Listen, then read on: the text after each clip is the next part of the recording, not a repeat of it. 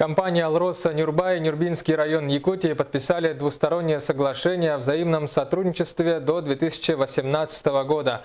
Стороны будут взаимодействовать в области социально-экономического развития района при осуществлении компанией «Алроса Нюрба» права пользования недрами на территории Нюрбинского улуса.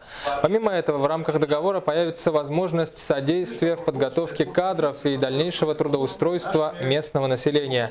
Также учтены другие немаловажные пункты, как, например, разработка месторождений алмазов на территории муниципалитета и проведение поисковых геолого-разведочных работ на выявление новых месторождений алмазов.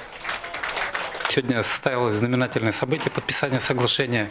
Подготовка к нему началась, можно сказать, в начале 2015 года, потому что срок действия предыдущего соглашения, заключенного в 2007 году, истекал в 2015 году, и мы предприняли все зависящие от нас усилия, я имею в виду и республику, и руководство акционерной компании, и администрацию Нюрбинского района, наше общество «Алроса Нюрба», для того, чтобы мы до конца года подписали это соглашение. Были, так скажем, различные нюансы, но тем не менее нам удалось преодолеть все трудности.